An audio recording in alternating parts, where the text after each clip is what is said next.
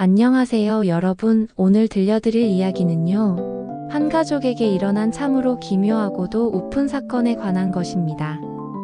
시작부터 말씀드리자면 이 이야기의 주인공은 평범한 버스 기사입니다. 아니, 평범했어야 했던 버스 기사라고 해야 할까요? 자, 그럼 시작해 보겠습니다. 시장 골목 어귀에 낡은 나무 벤치가 하나 있습니다. 그곳에 한 남자가 앉아 있었죠.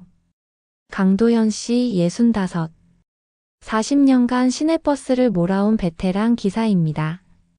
그의 손에는 낡은 가죽 케이스에 담긴 만년필이 들려 있었습니다. 펜촉은 오랜 사용으로 반들반들 닳아 있었죠. 그 닳아버린 펜촉은 마치 그의 세월을, 그의 인생을 대변하는 것 같았습니다. 새벽 5시부터 밤 9시까지 하루도 빠짐없이 핸들을 잡아온 성실한 남자.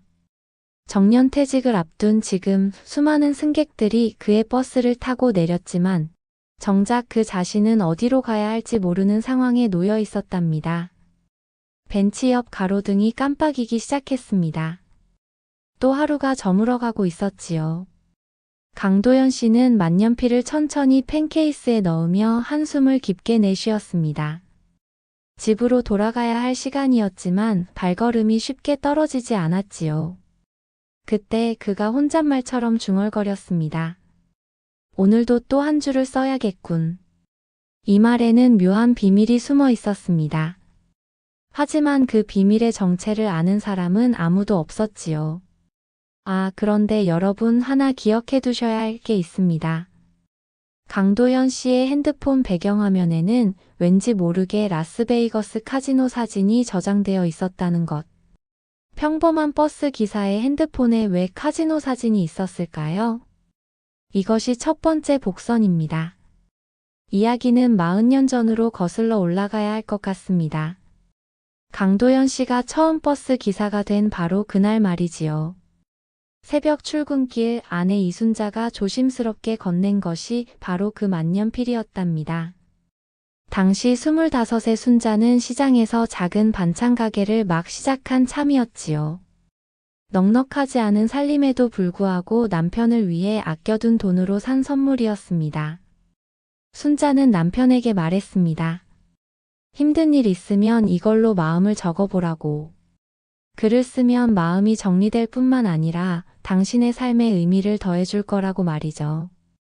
그런데 이상한 건 순자가 덧붙인 한마디였습니다. 단, 절대 다른 사람한테 보여주면 안 돼요. 특히 숫자는요. 왜 숫자를 보여주면 안 된다고 했을까요? 이것이 두 번째 복선입니다. 강도현 씨는 그날부터 그 만년필을 가슴 주머니에 넣고 다니기 시작했답니다.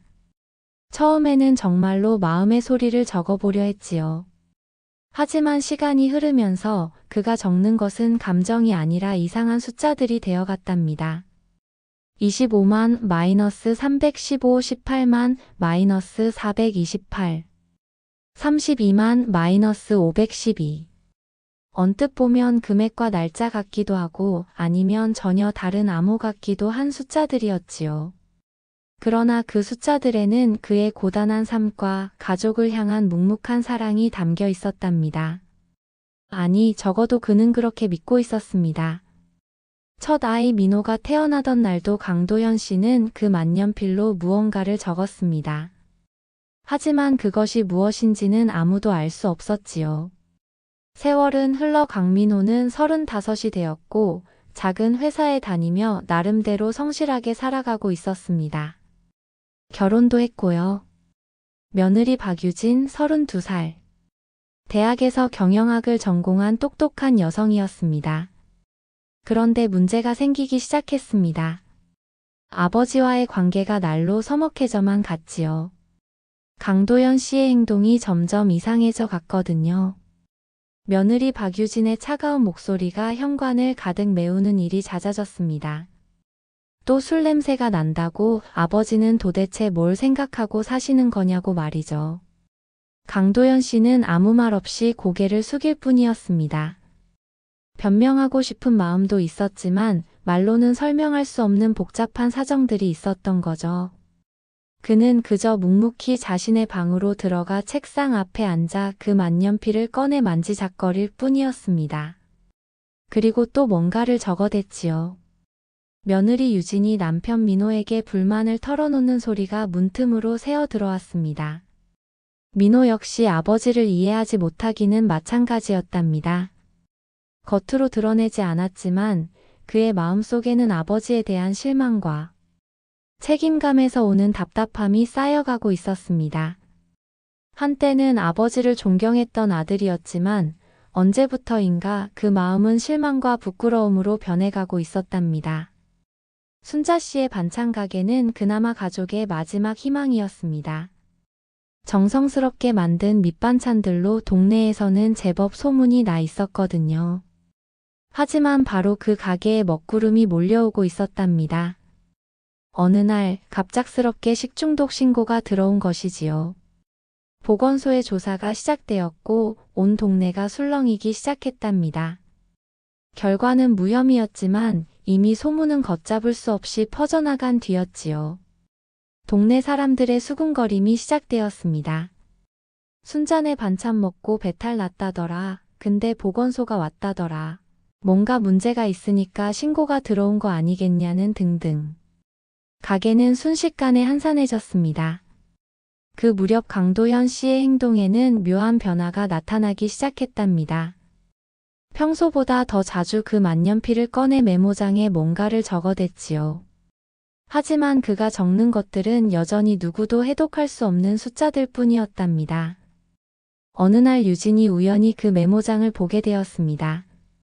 강도현 씨가 잠시 자리를 비운 사이 책상 위에 놓인 메모장이 눈에 들어온 거죠. 호기심을 참지 못한 유진은 슬쩍 들여다보았습니다. 45만 823 실패 52만 827 제시도 68만 901 최종. 도대체 이게 뭘까요? 하지만 강도현 씨는 여전히 침묵할 뿐이었지요. 유진이 물어봐도 대답하지 않았습니다. 대신 메모장을 조용히 서랍 깊숙이 넣어버렸답니다. 그 모습을 본 유진은 더욱 의심스러운 눈빛으로 시아버지를 바라보게 되었지요. 혹시 아버님이 뭔가 숨기고 계시는 건 아닐까? 우리 결혼 자금에도 손을 대신 건 아닐까? 유진의 의심은 남편 민호에게도 전해졌습니다. 아버지가 매일 술을 마시고 들어와서는 의미 모를 숫자들을 적어대는 모습이 점점 이상해 보이기 시작했거든요. 설마 빚이라도 있는 건 아닐까? 민호의 걱정은 날로 커져갔답니다. 반찬 가게마저 식중독 소문으로 위기에 처한 상황에서 아버지까지. 뭔가 문제가 있다면 가족 전체가 위험에 빠질 수도 있었거든요. 아내 순자 씨만은 남편을 믿고 있었지만 그녀 역시 남편의 진짜 속마음을 알지는 못했답니다. 다만 오랜 부부 생활의 경험으로 남편이 가족을 위해 뭔가 깊이 생각하고 있다는 것만은 느낄 수 있었지요. 강도현 씨는 그 모든 시선들을 알고 있었지만 여전히 말하지 않았답니다.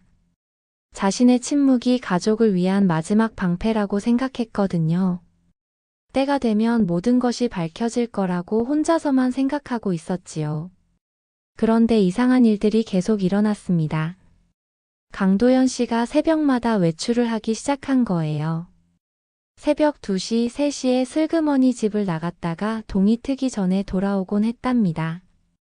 민호의 아내 유진이 그 사실을 알게 된 건 어느 날 밤, 화장실을 가려다가 현관문이 조용히 열리는 소리를 들었을 때였습니다. 시계를 보니 새벽 2시 47분. 누가 이 시간에 외출을 한다는 말인가요? 유진은 몰래 뒤를 따라가 봤습니다. 아버지는 어둠 속을 걸어 시장 골목으로 향했지요. 그리고 엄마의 반찬 가게 앞에서 멈춰 섰습니다. 아니, 정확히는 가게 맞은편 골목에서요. 거기서 강도현 씨는 뭔가를 하고 있었습니다.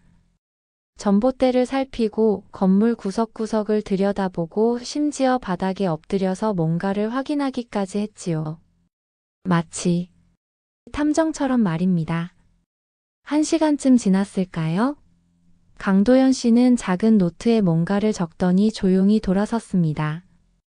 유진은 황급히 숨었지요. 하지만 아버지의 옷에서 이상한 냄새가 났습니다. 그건 향수도 아니고 술 냄새도 아니었습니다. 묘하게 화학적인 냄새, 그리고 차가운 공기의 냄새.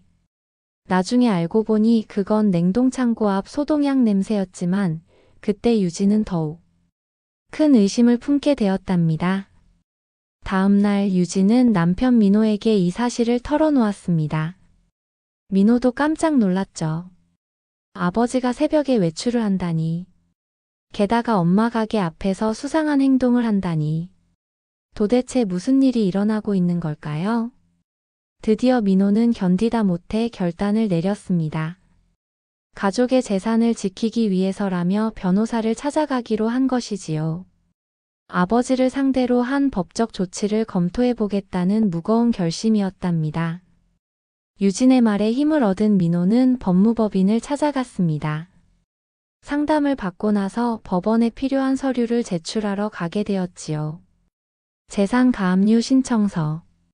아버지의 통장을 동결시켜서 더 이상의 재산 손실을 막겠다는 거였습니다. 법원 대기실은 생각보다 많은 사람들로 붐비고 있었답니다. 민호는 서류를 들여다보며 마음을 다잡고 있었지요. 아버지를 상대로 이런 일을 해야 한다는 것이 마음 한편으로는 괴로웠거든요. 내가 지금 무슨 짓을 하고 있는 거지? 정말 이게 최선일까? 혼자 중얼거리고 있을 때였습니다. 갑자기 익숙한 목소리가 들려왔지요. 깜짝 놀라 고개를 든 민호의 눈에 들어온 것은 다름 아닌 아버지 강도현 씨의 모습이었답니다. 평소와 달리 정장까지 말끔히 차려입은 모습이었지요. 아니, 이게 어떻게 된 일이죠? 아버지가 여기에 왜? 민호는 당황했답니다. 하필이면 이런 곳에서 아버지를 만나다니 운명의 장난 같았지요. 손에 든 서류를 황급히 가방에 넣으려 했지만 강도현 씨의 눈에는 이미 그 서류가 무엇인지 다 보인 뒤였답니다. 재산가압류 신청서라는 글자가 선명했으니까요. 그런데 이상했습니다.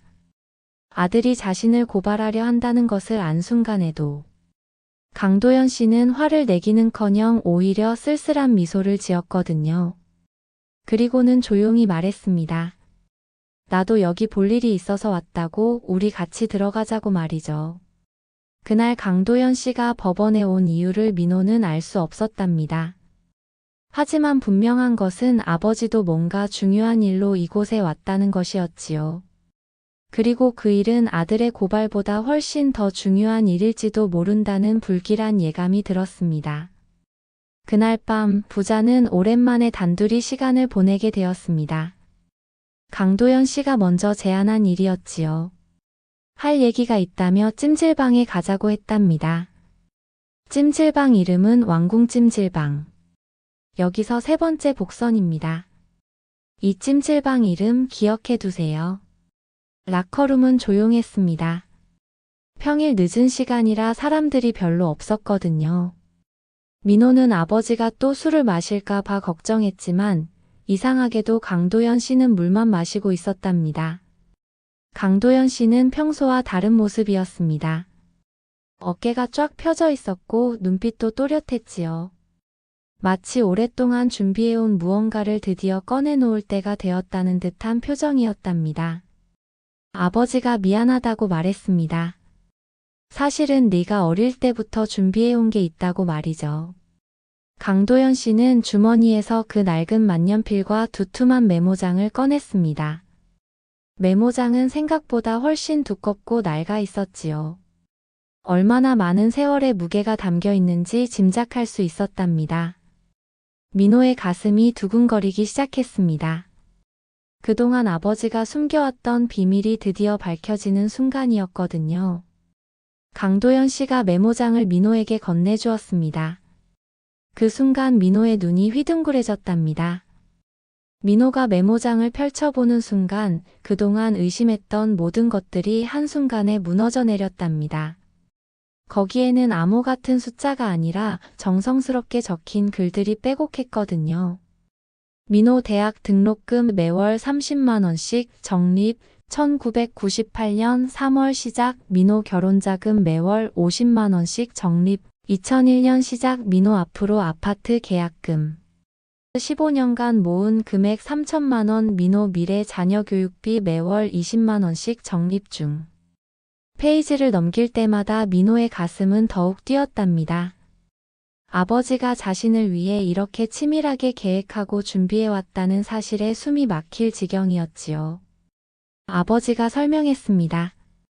네가 태어나던 날부터 준비해왔다고. 버스 기사 월급이 많지는 않지만 조금씩이라도 모으면 언젠가는 큰돈이 될 거라고 생각했다고 말이죠. 민호의 손이 덜덜 떨렸습니다. 그동안 아버지를 얼마나 큰 오해 속에서 바라봤는지, 자신이 얼마나 철없는 아들이었는지 깨닫게 되었거든요. 그런데 메모장의 뒷부분에는 더욱 충격적인 내용이 적혀 있었답니다. 순자 가게 식중독 사건 관련 기록 첫 번째. 신고 경쟁업체 직원으로 추정되는 인물의 허위 신고 CCTV 영상 분석. 3건. 증인 확보 2명 결정적 증거 확보 9월 5일 오후 2시 33분 녹화본 관계기관 제출용 자료 정리 완료. 강도연 씨가 말했습니다. 내 어머니 가게에 일어난 일이 단순한 사고가 아니라는 걸 처음부터 알고 있었다고. 그래서 증거를 모으고 있었던 거라고. 버스 기사라는 직업의 특성상 동네 사람들 얼굴과 사정에 익숙해서 가능한 일이었다고 말이죠. 강도연 씨의 목소리가 떨렸습니다. 그동안 가족들이 자신을 의심하고 있다는 것을 알면서도 진실을 밝혀낼 때까지는 참고 견뎌야 한다고 생각했던 것이지요.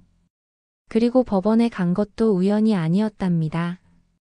아버지도 그 사건의 진범을 고발하러 간 거였어요. 아들이 자신을 고소하려 했다는 것도 알고 있었고요. 하지만 괜찮다고 이제 모든 게 제자리로 돌아올 거라고 말했습니다. 바로 그때 찜질방 라커룸 문이 조용히 열렸습니다. 들어온 사람은 다름 아닌 어머니 순자 씨와 며느리 박유진이었지요. 사실 이 모든 상황은 순자 씨가 미리 계획한 일이었답니다. 남편이 민호에게 진실을 다 말했는지 확인하려 온 거였죠. 순자 씨는 남편의 어깨에 손을 올리며 말했습니다. 그녀의 얼굴에는 안도의 표정이 역력했지요. 순자 씨도 알고 있었다고 했습니다. 남편이 무슨 일을 하고 있는지. 남편은 말은 없지만 가족을 위해서라면 무엇이든 하는 사람이라고.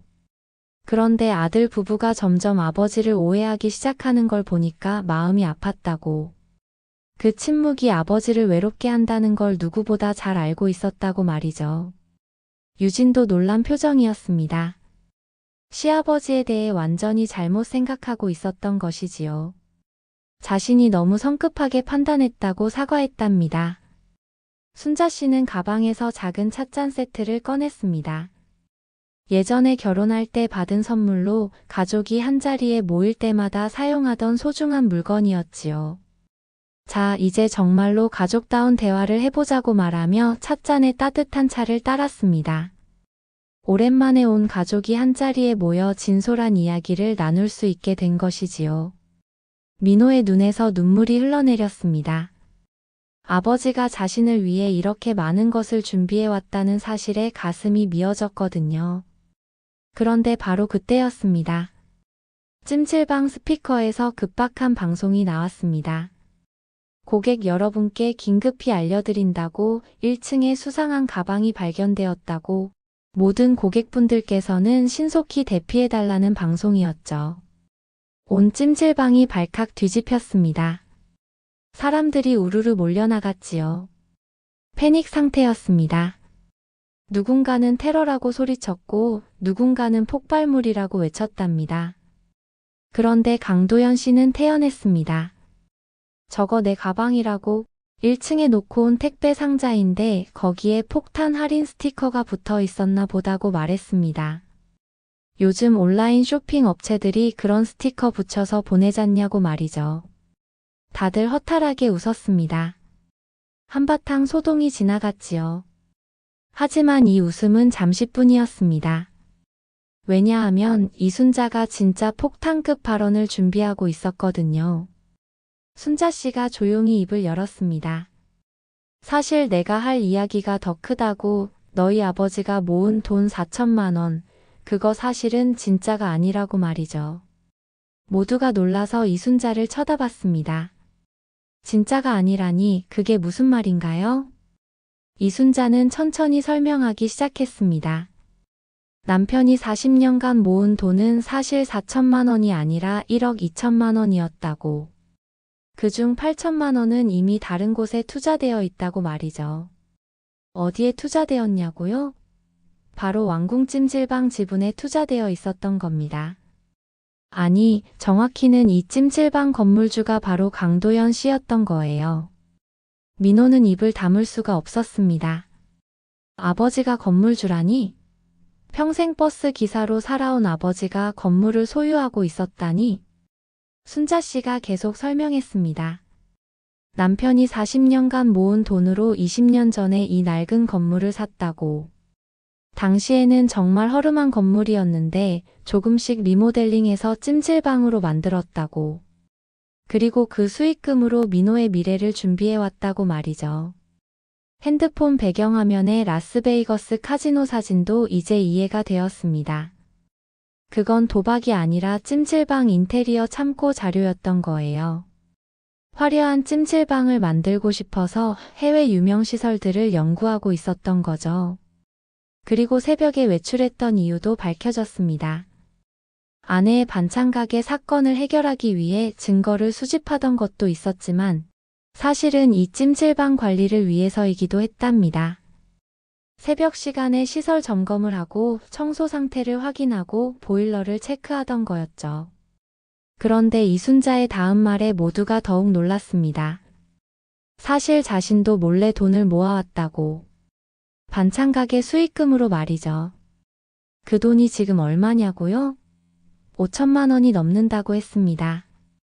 그러니까 정리하자면 강도연 씨가 모은 1억 2천만 원, 이순자가 모은 5천만 원, 그리고 찜질방 건물 가치까지 합하면 이 가족은 사실 꽤 부유했던 겁니다.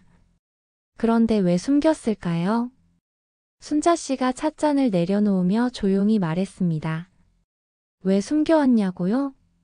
그건 40년 전 그 만년필을 건넬 때부터 시작된 약속 때문이었다고 말이죠. 이순자의 아버지, 그러니까 민호의 외할아버지는 꽤 유복한 사업가였답니다. 하지만 말년에 사업 실패로 모든 재산을 잃었죠. 그가 죽기 전 딸 순자에게 남긴 것은 딱 두 가지였습니다. 하나는 낡은 만년필, 다른 하나는 기묘한 유언이었죠. 유언의 내용은 이랬습니다. 이 만년필로 40년간 매일 한 줄씩 가족의 행복을 위한 기록을 써라. 그 기록이 다 차는 날 진짜 유산을 찾을 수 있을 것이다. 참 이상한 유언이었죠? 그런데 더 이상한 건 외할아버지가 남긴 쪽지에는 한 가지 조건이 더 있었다는 겁니다. 절대 다른 사람에게 이 비밀을 말해서는 안 된다. 특히 숫자를 보여주면 모든 것이 물거품이 된다. 그래서 순자 씨는 남편에게 만년필을 주면서 말했던 겁니다. 절대 다른 사람한테 보여주면 안 된다고, 특히 숫자는 안 된다고 말이죠. 하지만 정작 유산의 비밀에 대해서는 말하지 못했답니다. 유언의 조건 때문에요. 강도연 씨는 아내의 부탁을 그대로 따랐습니다. 이유는 몰랐지만 아내가 간곡히 부탁하는 일이니 지키겠다고 생각했죠. 그렇게 40년이 흘렀습니다. 매일 밤 강도연 씨는 만년필로 한 줄씩 기록했습니다. 처음에는 버스 기사 일과를 적었고 나중에는 아들을 위해 모은 돈을 기록했죠. 그 숫자들이 바로 적립 내역이었던 겁니다. 숫자는 금액과 날짜였고 빨강이나 검정은 그날의 기분을 색깔로 표현한 거였답니다. 나름대로의 본인의 감정 기록이었던 거죠.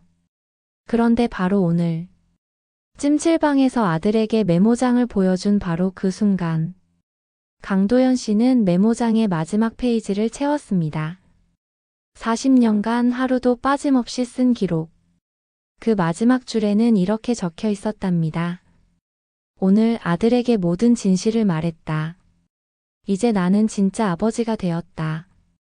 그 순간 이상한 일이 일어났습니다. 만년필이 희미하게 빛나기 시작한 겁니다.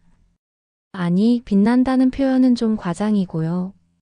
정확히는 만년필 뚜껑 안쪽에 숨겨진 작은 종이 쪽지가 떨어져 나왔답니다. 40년 동안 아무도 몰랐던 비밀 공간에서 말이죠. 그 쪽지를 펼쳤을 때 온 가족이 숨을 죽였습니다.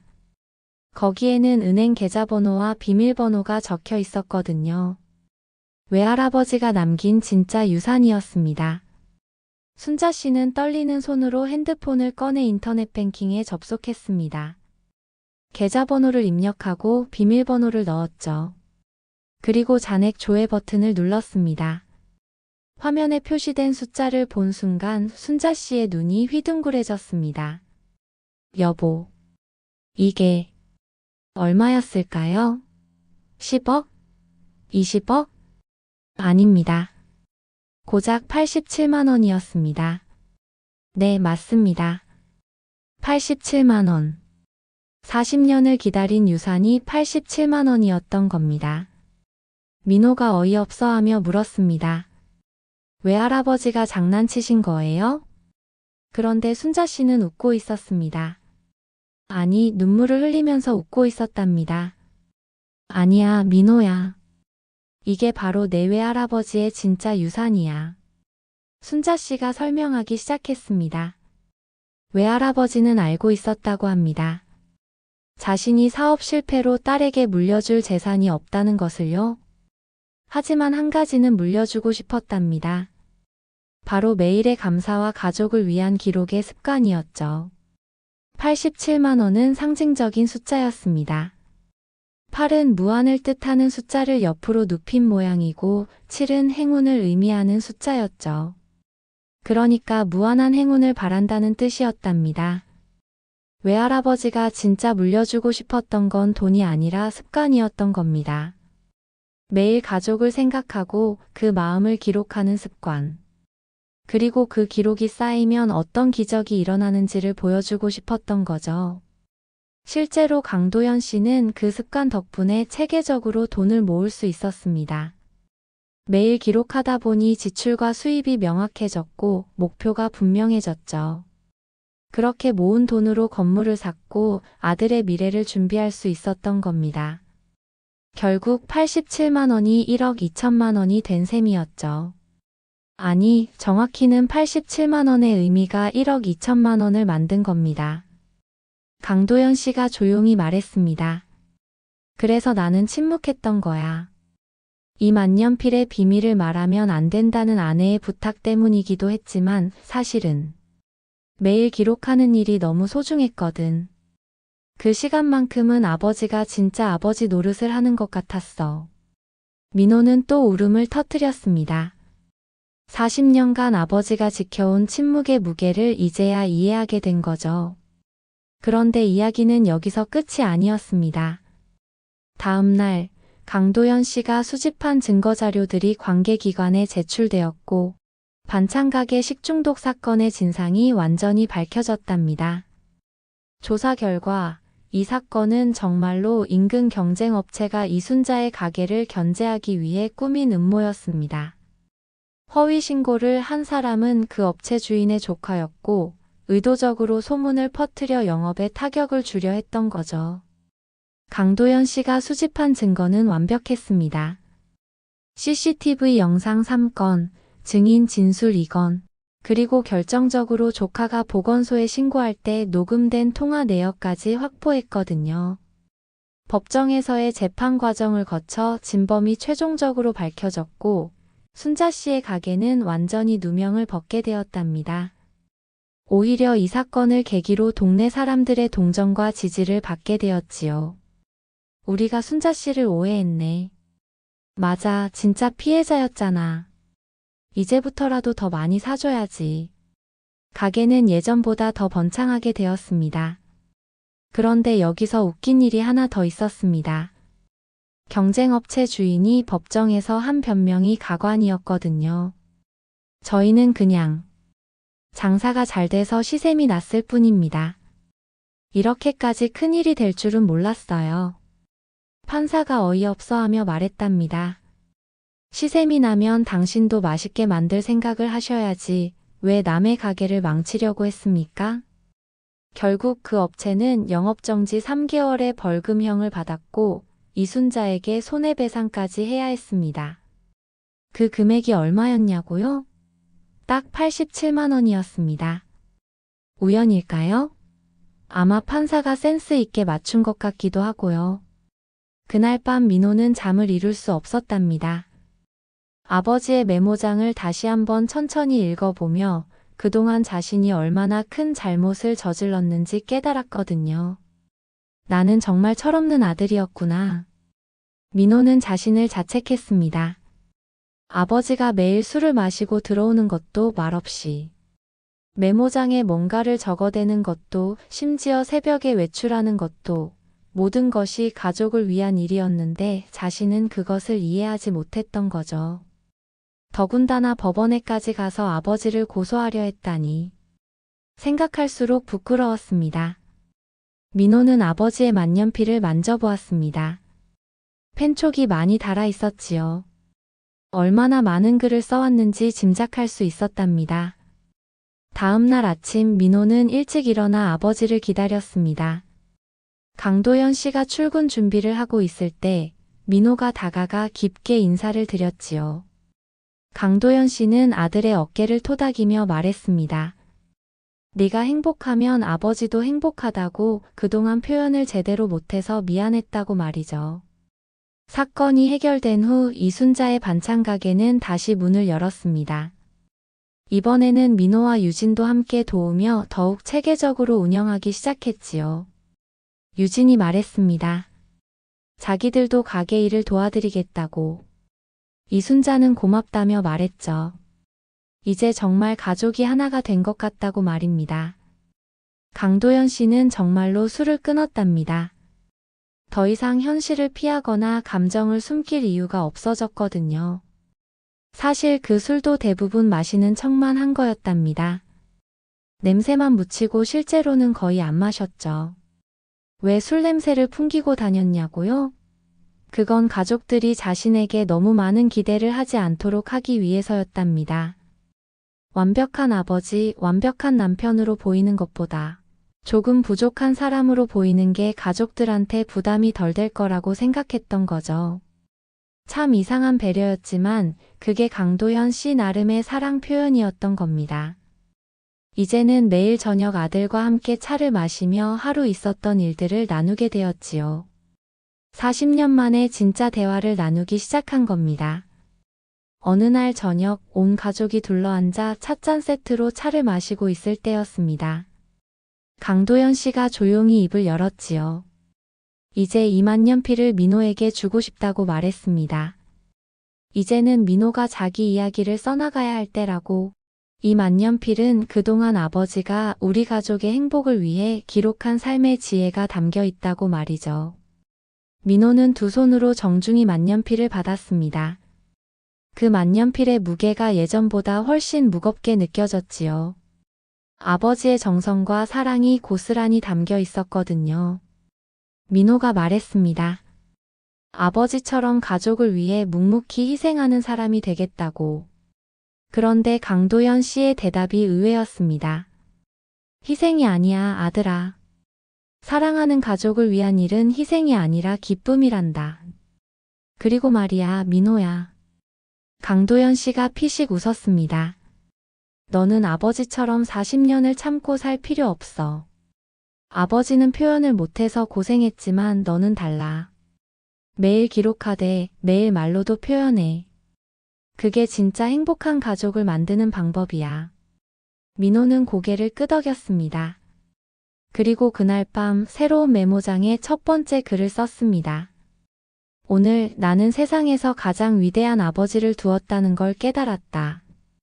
그런데 바로 다음 날 예상치 못한 일이 벌어졌습니다. 세무서에서 연락이 온 겁니다. 강도현 씨의 재산 내역을 조사하겠다고요. 찜질방 건물 소유주인 것이 확인되었는데 신고된 소득과 맞지 않는다는 거였죠. 온 가족이 패닉에 빠졌습니다. 여보, 혹시 탈세라도 한 거예요? 아니, 나는 다 정확하게 신고했어. 세무조사관이 집에 왔습니다. 서류를 잔뜩 들고 온 세무조사관은 심각한 표정으로 물었습니다. 강도연 씨, 40년간 버스 기사 월급으로 어떻게 이런 재산을 모으셨습니까? 강도연 씨는 침착하게 그동안의 이야기를 설명했습니다. 매일 한 줄씩 기록하며 저축한 이야기, 교통공사의 노선 개선 제안을 해서 받은 보너스 이야기, 그 돈으로 건물을 산 이야기까지 말이죠. 세무조사관이 40년치 메모장을 다 확인했습니다. 그리고는 감탄하며 말했답니다. 이야, 이렇게 꼼꼼하게 기록한 사람은 처음 봅니다.